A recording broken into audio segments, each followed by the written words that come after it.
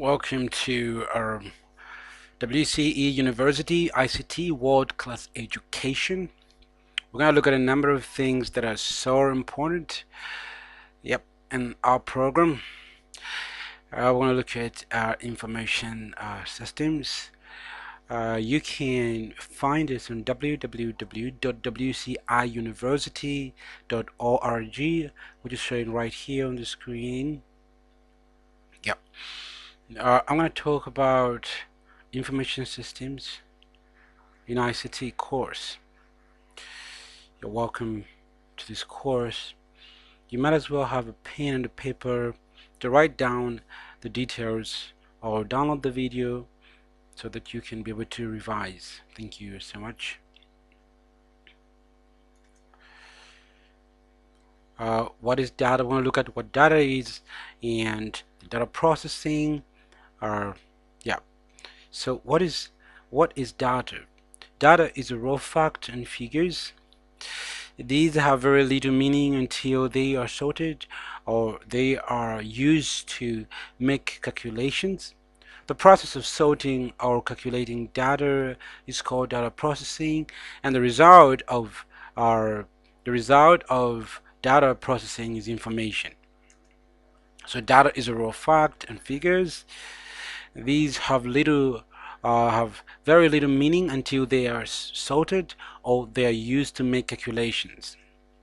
The process of sorting or calculating data is called data processing. The result of data processing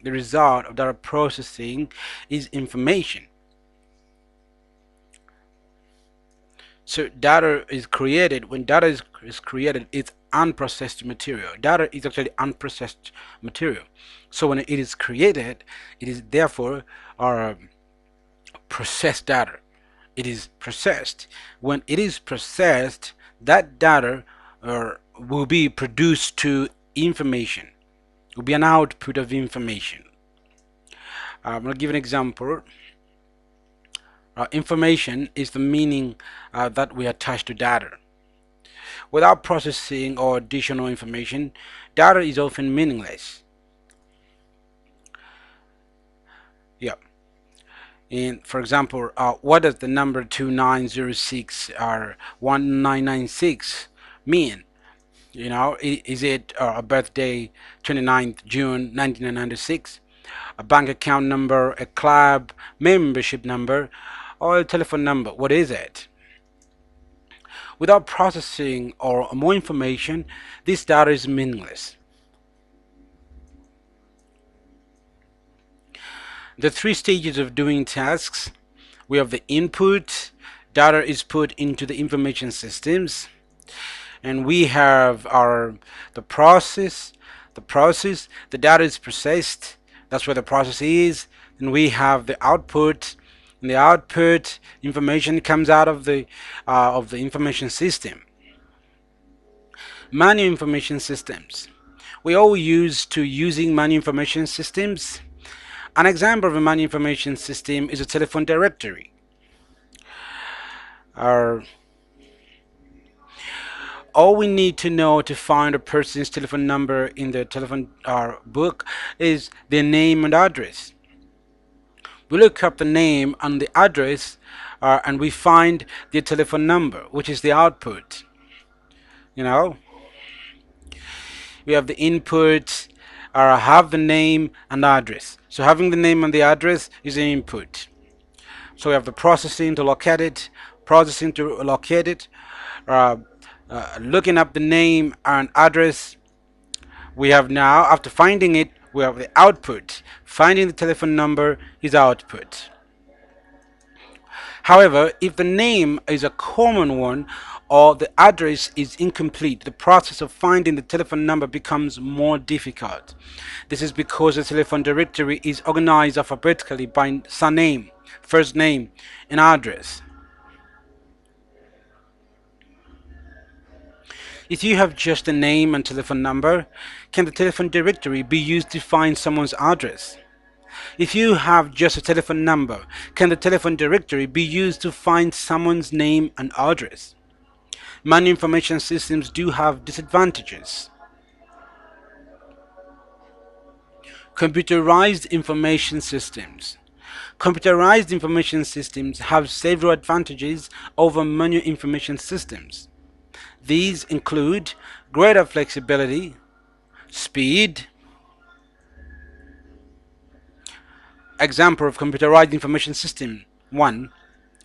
DVLA, Driver Vehicle Licensing Authority.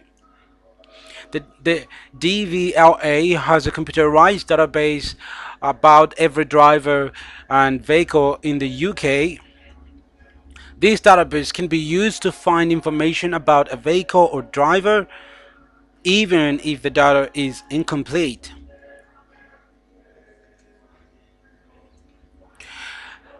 Example of computerized information systems 2. Second example, school information management system. The same system or something like it is used in most schools in the UK. It can be used to perform a large number of different tasks using the data stored within each databases.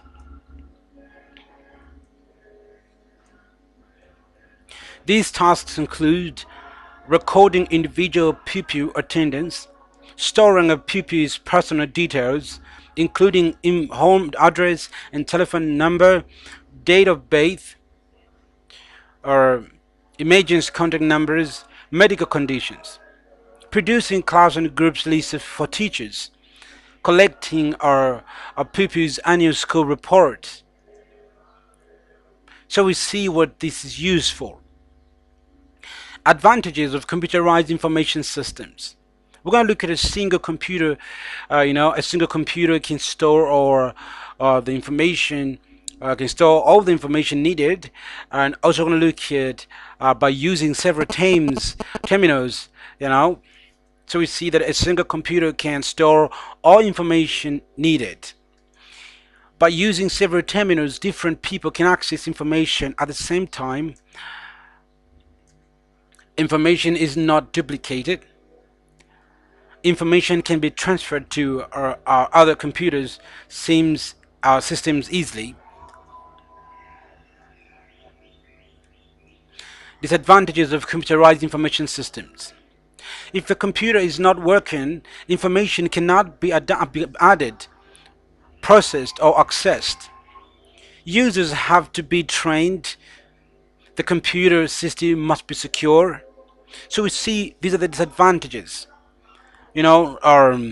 Without it being connected or working, it cannot operate. You can access anything, you can process anything. That's a disadvantage. Users have to be trained. People can just use a computer unless they're taught how to use it, and that's what we're teaching right now. And the computer system must be always secure. These are the disadvantages. I want to thank you for spending time to pay attention. I hope you had a pen and a paper, writing down what we're talking about, the entire course of information system. Thank you very much. See you in the next lesson.